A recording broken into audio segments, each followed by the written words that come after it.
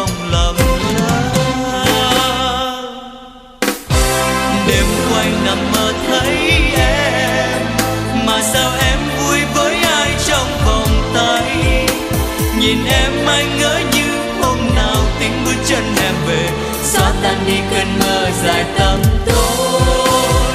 Câu kinh xưa giờ đây dối gian, còn lại rêu phong lãng quên trên thềm xưa. Thời gian thôi xóa đi kỷ niệm sẽ mãi không quay về, viết trong tim ta luôn chờ nhau.